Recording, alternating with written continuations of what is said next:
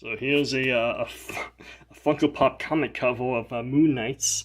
This is based off his first appearance design from Marvel Spotlight on the Moon Knight. I mean, this is not his first appearance comic book. His first appearance was like Werewolf by Night. So I don't get why they decided to use the Marvel Spotlight one instead. I guess they did that because they didn't want to make a a dual pack comic cover of Moon Knight fighting Werewolf by Night, because they didn't feel like doing that. Maybe they want to save money, but yeah, I bought this because I love Moon Knight. Moon Knight's my favorite superhero of all time. Actually, should I say he's my favorite though? Because technically, I like Vampirella more. I like the Warren Publishing Vampirella comic books a lot more than Moon Knight comic books. But I do like Moon Knight comics a lot too, but not the newer stuff. And I also don't like the newer Vampirella stuff. So, you know what, they're both even. I like both of them just as much. I love the Vampire Warren Publishing comic books for like the 70s, and I love the Moon Knight's 80s stuff, and some of the 90s stuff. Some of the 90s stuff is not too bad, and some of the newer Moon Knight comics are not too bad. Like Charlie Houston's not too bad, Warren Ellis, what's the other guy? The newer guy. The guy's making Moon Knight comics now. That guy's not too bad. I think Jay McKay, yeah, from like 2021, that guy's not too bad. It's not the best, but also not too bad. It's very entertaining. I do like it quite a bit. But anyway, yeah, this is very cool to have because they didn't make any Force Appearance Moon Knight action figures yet. So it's like the only thing I can have that is, Force Appearance Moon Knight. And it's a Funko Pop, and it looks like shit, to be honest. But again, I just wanted to have it. Because it's a Force Appearance. It looks like shit, but it's a Force Appearance Moon Knight. You gotta have it. But yeah, this is crap, but I bought it. It's useless crap. It's like $30, but I just had to get it. And apparently they're making another Moon Knight comic cover based off the, Jay McKay Moon Knight series, that the new one from 2021. So I might have to get that too. Because it's Moon Knight, even though it looks like crap, I have to get it. But yeah, let's move on. Here's Crash Bandicoot. If you didn't know, Crash Bandicoot is like my favorite video game series of all time. The PS1 games, I love all of them. I even love, the Crash Bandicoot 1. I like that a lot. I do not like anything else from the Crash Bandicoot series. I'm not a big... You know what, I kind of like Crash Insanity, but not too much. The gameplay is kind of crap, but, the comedy is fine. I like it quite a bit for that kind of stuff, but, yeah. Maybe Crash Team Racing. Crash Team Racing is pretty fun. But other than that, I'm always not a big fan of Crash Bandicoot 4. It's about time. It's a fine enough game, but it's not the best Crash Bandicoot game. And also, it's way too much of a pain to get all the crates. And that's the fun of Crash Bandicoot, is to smash all the crates. And the first 3 games, the PS1 games, they did it very fine. It's very fun to get all the crates. And it's not too much of a challenge if you know where to look. But with Crash Bandicoot 4, it's about time. Every single level is the most challenging piece of shit level of all time. And it takes so long to get all the crates, and sometimes actually most of the time, every single level pretty much, they hide the crates in the most bizarre locations you'll never look. And because of it, it's very shit to play. It's very unfun because the most satisfying thing about Crash Bandicoot, the most fun thing, is to smash all the crates. And when it's a pain in the ass to smash all the crates, it's not fun anymore. It's just a annoying slog to play. So that's why I don't like Crash Bandicoot 4 too much. I mean, if you're not getting all the crates, it's a fine, okay 7 out of 10 game. But if you're trying to get all the crates, it's the most painful experience of your life. But anyway, this is based off the remake for the PS4, and it looks pretty decent. I mean, it's not exactly like Crash Bandicoot, but it's pretty decent. I give it like an 8 for Funko Pop. It's an 8. It's very close to looking like Crash Bandicoot, but it's a little off. It's a little bit, yeah. Oh, I didn't give the Moon Knight figure, the Moon Knight Force Appearance Funko Pop a rating. I should give it like a 3. It's like a 3 out of 10 for Funko Pop. This Crash Bandicoot figure though, it's like an 8. I like Crash Bandicoot, and I got this for like a birthday present, like back in like 2018, 2019. But yeah, let's move on. Next we got Bendy from the Ink Machine video game, the indie game that I never played. Projectionist. It's not even Benny, it's called the Projectionist. I don't even know who the Projectionist is, because I never played the Benny game.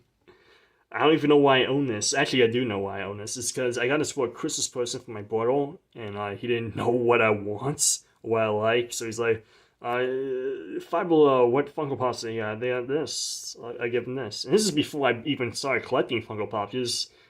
I think this is like my second Funko Pop. He gave me another Funko Pop before this, so this is the second Funko Pop I own, and it's because of him. It's because of my brother that I started getting Funko Pops. And not even good Funko Pops, just Funko Pops he like, the $5 I'll get it for him. So yeah, here's the Benny the Ink Machine thing. I never played Benny the Ink Machine. I know about it. I don't know about the gameplay or anything like that. It's some kind of indie horror game like, Five Nights at Freddy's and whatnot. And this is not even like one of the main characters. This is like a side character that no one cared about. But yeah, I'm not taking out the box. The box is like all bent out of shape, but you know what? No one's collecting this. Like, this is not something that everyone's like, oh yeah, I gotta get the Projectionist. I have to get this. So I have to pay $500 to get the Projectionist. No one's paying $500 for this. It's probably like this is probably even worth like $3 now. So it's less than $5. It's like the $3 figure because no one cares about this. Yeah, out of 10, I mean, it looks like Projectionist, I guess. So I gotta give it like a 5, maybe a 6. It's not a counter I like or care about, but it exists. Okay, goodbye. Goodbye, the Projectionist. I don't care about you. Goodbye. Okay, next we got Sly Cooper, the Funko Pop. Oh boy. So this is a GameStop exclusive figure, and they forgot to paint his nose. So his nose is supposed to be black like that. Mine is not black. It's just a plain Jane nose. They did not paint it. That kind of pisses me off. But you know what? This Funko Pop is worth $100 because they don't make Sly Cooper Funko Pops anymore, and everyone wants one. And it was made in limited quantities because that GameStop exclusive. So yeah, I'll take what I can get. This is the only Sly Cooper Funko Pop I got. I got it for $10 brand new at GameStop because they had only one, and it was this one without the painted nose. So I just bit the bullet and got it. So yeah, I love Sly Cooper. I love the Sly Cooper games. I actually love Sly 1 more than Sly 2 and 3, but that's just me. Because both the story and the gameplay is very fun. It's like Crash Bandicoot, which I love Crash Bandicoot. I love the PS1 Crash Bandicoot games, so that's why I love Sly 1 so much. It is basically Crash Bandicoot with new mechanics and whatnot. But yeah, very cool Funko Pop. It has a little pose thing, because you push the circle button and you can pose on his little nipple. Because that's what Sly does. He poses on nipples. He pegs on a nipple. That's what he calls himself. That's why he calls himself Sly. That's how he's got a nickname. So yeah, very cool Funko Pop. It does not look exactly like Sly Cooper, so I give it like an 8. It's very close. It's like an 8, just like Crash Bandicoot. Very close, but not super great. But hey, it's better than buying Sly Cooper resin statue from like the 2014 or 2013. That's like $500 now. Yeah, it's better than buying one of those because now it was only $10, but also now it's like $100 for one of these Sly Cooper Funko Pops because everyone wants one. But yeah, cool figure. I like it quite a bit. Oh boy, here's the Evil Queen from the Disney villain line. Why did I buy this? Well, it was $5 at Five Below. I was in Five Below. I was looking around, didn't see anything I wanted, and I felt like, well, I just drove all this way to look around, and I felt like buying something that day.